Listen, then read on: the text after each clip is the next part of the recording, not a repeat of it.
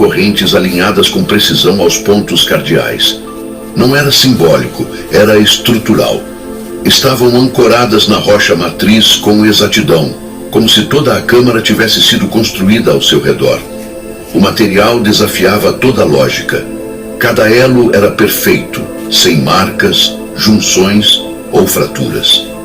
As análises indicavam que sua fabricação exigiria temperaturas superiores a 3.000 graus Celsius, algo improvável até hoje. Ainda mais perturbador, não apresentavam desgaste. Após milhares de anos, permaneciam intactas e quentes. As varreduras confirmaram calor ativo sem fonte visível. Não era geotérmico, era localizado e inexplicável. Então surgiu um paralelo inquietante. 4 ataduras, no Eufrates. Apocalipse 9:15 descreve 4 seres retidos nesse mesmo lugar até um tempo determinado. Uma linguagem de contenção e liberação. Durante séculos, as Escrituras lembram que tudo ocorre dentro do tempo de Deus. Mas o aviso mais profundo não está sob a terra, e sim no coração humano. Como nos dias de Noé, a corrupção avança gradualmente até ultrapassar o limite. Ao avançar, a estrutura da câmara revelou um design impossível de atribuir à natureza. A entrada mostrava simetria perfeita. As paredes exibiam uma sequência de símbolos descendentes, como uma contagem regressiva rumo ao interior. Não eram decorações. Indicavam sincronização, como se algo tivesse sido medido e programado para um momento específico. Então, as advertências: não abrir até o tempo determinado. A mensagem repetia-se em 17 línguas antigas: sumério, acadiano, aramaico, persa antigo e proto-semítico. Civilizações separadas por séculos, mas unidas pela mesma advertência. Isso ultrapassava a arqueologia. Daniel 12:4 fala de palavras seladas até o tempo do fim. Apocalipse 5:1 menciona um rolo fechado até seu momento. O padrão é claro: o que está oculto não se perde, é preservado. A pergunta já não é o que estava selado, mas se estamos preparados para quando for revelado. Ao atravessar para a câmara interior, o ambiente mudou. A temperatura caiu bruscamente, formando geada, embora a rocha profunda não mostrasse resfriamento. O frio era localizado, anormal. O ar também se alterou. O oxigênio oscilava, compostos incomuns surgiram e a atmosfera tornou-se densa, quase opressiva. Alguns experimentaram vertigem e lentidão, sem explicação nos instrumentos. Então começaram as vibrações. Pulsos rítmicos emergiam do solo, constantes, precisos. Não eram movimentos sísmicos, pareciam controlados. Não era a terra se movendo, era algo abaixo, ressoando. E naquele momento, a investigação chegou a uma conclusão inquietante. Isso não parecia uma ruína, mas uma contenção. Não era uma caverna natural. O ambiente, temperatura, ar e movimento parecia projetado, contido dentro de limites invisíveis. Tudo apontava para uma intenção, não para o acaso. Com as evidências documentadas, o foco passou da descoberta à interpretação. Nas Escrituras, quando a natureza age fora de sua ordem, raramente é sem significado.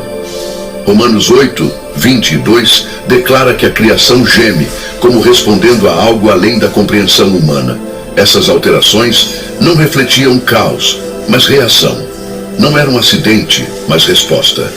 A Bíblia registra momentos em que o ambiente muda diante de uma presença superior. Moisés diante da sarça ardente, onde a terra se tornou santa. Elias, que não encontrou Deus no vento nem no terremoto, mas em uma presença que transformou tudo ao seu redor. Não foram eventos isolados, mas respostas do mundo físico a uma realidade espiritual. A análise reuniu linguistas, teólogos, geólogos e biólogos. De diferentes disciplinas, todos convergiram para a mesma conclusão inquietante. Os dados geológicos confirmaram: a fissura que expôs a câmara não foi natural. As camadas de rocha se separaram em linhas limpas, com padrões de tensão que indicavam uma força vinda do interior. A câmara não colapsou. Ela se abriu. Isso contradiz o comportamento sísmico conhecido e sugere liberação intencional.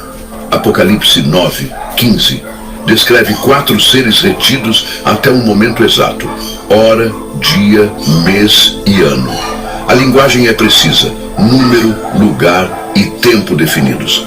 Cada vez mais estudiosos defendem que não se trata de símbolos, mas de entidades retidas deliberadamente.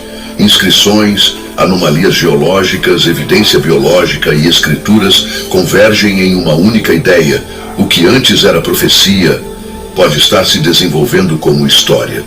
Então, ocorreu outro evento.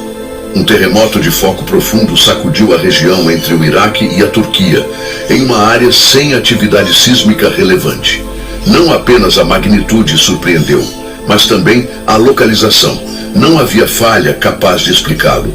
Horas depois, os escaneamentos revelaram uma ruptura de quase 96 quilômetros sob a terra. Mas não era uma fratura comum. Em vez de fissuras irregulares, apresentava um corte limpo, geométrico e constante. Os analistas a definiram como estruturalmente intencional. Nos dias seguintes, o terreno começou a ceder, estradas colapsaram, o solo afundou e edifícios inclinaram-se devido à perda repentina de suporte. Não eram deslizamentos nem sumidouros típicos. Tudo parecia sincronizado ao longo da ruptura. As imagens trouxeram outra anomalia: padrões de calor definidos sob a superfície, independentes de magma ou fricção. Pulsavam de forma intermitente, como liberando energia controlada. Já não era apenas um fenômeno geológico, era um padrão, o mesmo observado na Câmara. Isaías 24:19 declara: a terra se quebra, se parte e treme violentamente.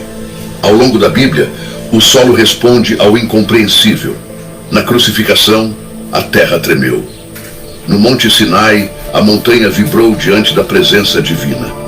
Não foram eventos aleatórios, mas reações físicas a uma realidade espiritual. Quando a terra se move sem explicação, a questão deixa de ser apenas científica. Mas o mais inquietante não foi a ruptura, foi o que permaneceu dentro. Na Câmara do Eufrates, os pesquisadores encontraram 4 conjuntos de pegadas profundas sobre poeira intacta por séculos. Não eram marcas aleatórias, mas impressões claras, recentes e deliberadas. Cada pegada superava proporções humanas, com estrutura definida, calcanhar, arco e impulso para frente. Era um movimento ereto, estável e controlado. A análise revelou um peso estimado entre 180 e 230 quilos por entidade. Ainda assim, a pressão estava distribuída com precisão, sem arrasto, sem hesitação. Moviam-se com segurança. O comprimento da passada excedia a capacidade humana. O modelo biomecânico sugeria membros mais longos e resistentes, capazes de suportar forças extremas. Não correspondia a nenhuma espécie conhecida. Até a poeira confirmava. As partículas não se comprimiam para dentro, mas se deslocavam para fora, como resultado de uma força descendente seguida de impulso. O solo não apenas sustentava o peso, respondia a ele. As pegadas não circundavam a câmara, afastavam-se das correntes em direção a túneis mais profundos. Não havia desordem, não havia pegadas de retorno. Era movimento coordenado, consciente, não fuga. Propósito. Quando a equipe emergiu à superfície, o foco mudou. O que foi descoberto já não parecia contido, e então começaram os relatos das vilas próximas, consistentes demais para serem ignorados. Os moradores começaram a descrever figuras altas, semelhantes a sombras, que apareciam à noite em caminhos, campos e colinas. Não se moviam de forma errática, permaneciam imóveis, em silêncio, e depois desapareciam sem deixar rastro. Não havia contato direto, mas o impacto era profundo. Muitos relatavam a mesma sensação: ser observados por algo consciente e incompreensível. O ambiente também reagiu. Os animais deixaram de emitir sons. Os cães se recusavam a sair. Os insetos noturnos desapareceram. Não era um silêncio comum. Era uma tensão que revelava a fragilidade humana diante do invisível. O medo surgiu, como sempre, diante do desconhecido.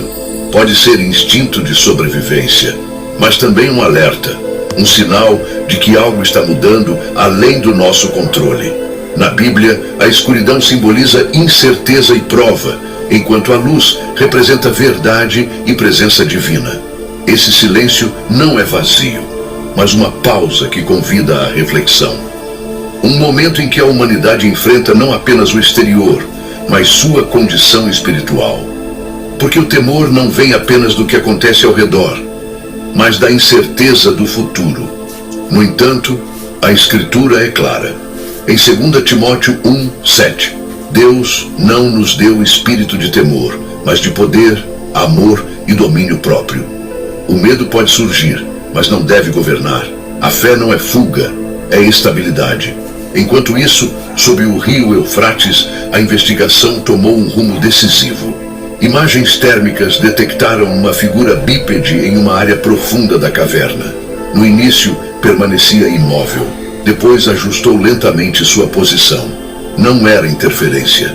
O sinal era claro, definido. A anatomia não correspondia a nenhum ser conhecido. Membros alongados, estrutura superior ampla e proporções que indicavam força extrema. O crânio apresentava duas protuberâncias semelhantes a chifres, integradas à sua forma. Não era adorno, era biologia. A luz também não se comportava normalmente. Em vez de refletir, parecia ser absorvida, dificultando o foco da figura, como se interagisse com a luz de forma desconhecida. Mas o mais inquietante eram os olhos. Mesmo na escuridão total, refletiam sinais infravermelhos diretamente. Não era uma presença passiva, estava observando. O áudio registrou vibrações de baixa frequência. Não se propagavam como som comum, eram sentidas. A equipe relatou pressão no peito, náuseas e desorientação. Não apenas se ouvia, era sentido fisicamente. Quando a luz aumentou, a entidade não reagiu com medo. Recuou lentamente para áreas mais profundas, antes consideradas inacessíveis. Movimento controlado, sem pânico, sem erro. Isso levou a uma reflexão inevitável. Em 1 Coríntios 15:40, mencionam-se corpos terrenos e celestiais, cada um com sua natureza. A Bíblia sugere que a existência não se limita ao visível.